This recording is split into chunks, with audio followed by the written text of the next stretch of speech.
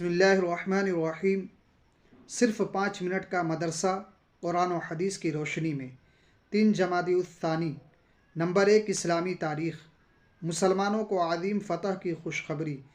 جب حضور صلی اللہ علیہ وسلم اور مشرکین کے درمیان حدیبیہ کی صلح اور معاہدے پر دستخط ہو گئے تو آپ صلی اللہ علیہ وسلم نے صحابہ کرام رضوان اللہ تعالی علیہم اجمعین کو قربانی کرنے اور سر مڈوانے کا حکم دیا۔ آپ صلی اللہ علیہ وسلم کا یہ حکم صحابہ کرام رضوان اللہ تعالی علیہم اجمعین پر بہت دشوار گزرا۔ بالآخر حضرت ام سلمہ رضی اللہ تعالی عنہا نے حالات کو سمجھتے ہوئے آپ صلی اللہ علیہ وسلم کو مشورہ دیا اور کہا آپ ہی سر مڈوا لیجئے، تو آپ صلی اللہ علیہ وسلم نے اس مشورے پر عمل کرتے ہوئے سر مڈوا لیا۔ یہ دیکھ کر صحابہ کرام رضوان اللہ تعالی علیہم اجمعین نے بھی اس پر عمل کیا۔ 3 روز حدیبیہ میں قیام کر کے صحابہ کرام کے ساتھ واپسی کے وقت حضور صلی اللہ علیہ وسلم پر سورہ فتح کی آیت نازل ہوئی کہ ہم نے آپ صلی اللہ علیہ وسلم کو ایک کھلی ہوئی فتح عطا فرمائی ہے۔ حضرت عمر رضی اللہ تعالی عنہ جو اس معاہدے کی شرطوں کو اپنے لیے بے عزتی کا سبب سمجھ رہے تھے، ان آیتوں کے نازل ہونے کے بعد پوری طرح مطمئن ہو گئے۔ اس معاہدے کی وجہ سے کفار مکہ کاروبار کے لیے مدینہ آتے جاتے تو وہ مسلمانوں کے اخلاق، نیکی، اخلاص اور مہمان نوازی سے بہت زیادہ متاثر ہوتے۔ اس حسن سلوک کی وجہ سے حضرت خالد بن ولید رضی اللہ تعالی عنہ اور عمرو بن عاص رضی اللہ تعالی عنہ کے ساتھ بے شمار لوگوں نے صلح حدیبیہ اور فتح مکہ کے دوران اسلام قبول کر لیا۔ الغرض اس معاہدے سے اسلام کے آگے بڑھنے میں زبردست کامیابی حاصل ہوئی۔ نمبر 2، اللہ تعالیٰ کی قدرت۔ زمین کی نشو و فراز۔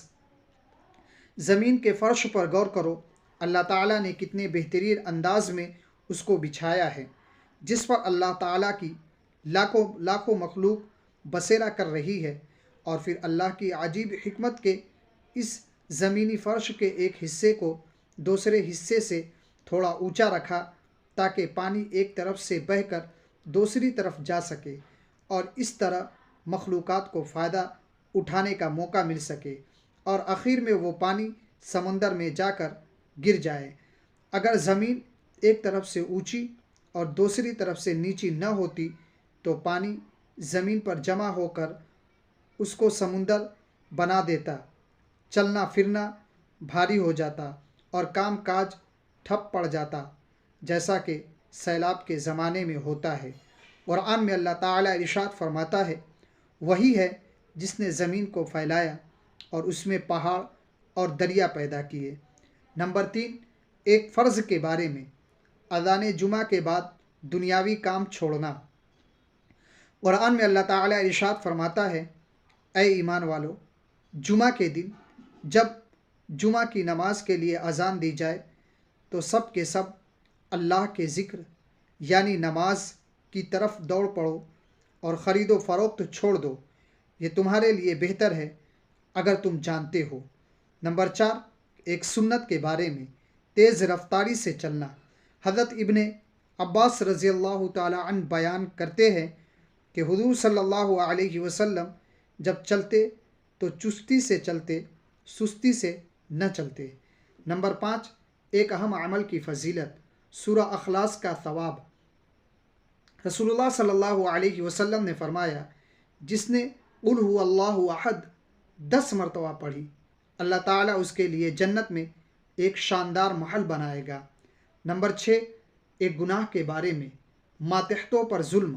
رسول اللہ صلی اللہ علیہ وسلم نے فرمایا، جس نے ناحق اپنے ماتحت کو مارا تو اس کی وجہ سے وہ قیامت کے دن قید کیا جائے گا۔ نمبر 7، دنیا کے بارے میں۔ سب سے زیادہ خوف کی چیز۔ رسول اللہ صلی اللہ علیہ وسلم نے فرمایا، مجھے تم پر سب سے زیادہ خوف اس بات کا ہے کہ کہیں اللہ تعالیٰ تم پر زمین کے برکات کو ظاہر نہ کر دے۔ پوچھا گیا کہ زمین کی برکات سے کیا مراد ہے؟ رسول اللہ صلی اللہ علیہ وسلم نے فرمایا، دنیا کی رنگینی، اس کی خوبصورتی اور زیب و زینت۔ نمبر 8، آخرت کے بارے میں اللہ اور رسول کی اطاعت کا بدلہ۔ قرآن میں اللہ تعالیٰ ارشاد فرماتا ہے، جو شخص اللہ اور اس کے رسول کے حکم پر چلے گا تو اللہ تعالیٰ اس کو ایسے باغوں میں داخل کرے گا جن کے نیچے نہریں بہتی ہوں گی، وہ ہمیشہ ان باغوں میں رہیں گے، اور یہی بہت بڑی کامیابی ہے۔ نمبر 9، طب نبوی سے علاج، جن کے اثرات سے حفاظت۔ حضرت خالد بن ولید رضی اللہ تعالی عنہ نے عرض کیا، اے اللہ کے رسول صلی اللہ علیہ وسلم، مجھے ایک مکار جن پریشان کرتا ہے۔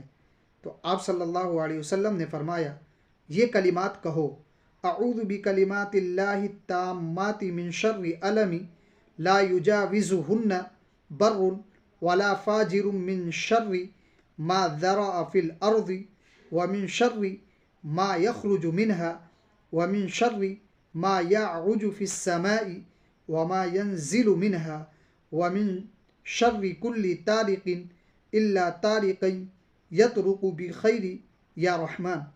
چنانچہ وہ صحابی رضی اللہ تعالی عنہ کہتے ہیں کہ میں نے یہ عمل کیا تو اللہ تعالیٰ نے میری وہ پریشانی ختم کر دی۔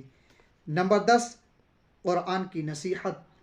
قرآن میں اللہ تعالیٰ ارشاد فرماتا ہے، اے ایمان والو، اللہ کی نشانیوں کی بے حرمتی نہ کرو، اور نہ حرمت والے مہینے کی، اور نہ حرم میں قربان ہونے والے جانور کی، اور نہ ان جانوروں کی جن کے گلے میں قلادہ یعنی قربانی کی علامت کے پٹے پڑے ہو، اور ان لوگوں کی بھی بے ادبی نہ کرنا جو اللہ کا فضل اور اس کی رضامندی طلب کرنے بیت اللہ جا رہے ہوں۔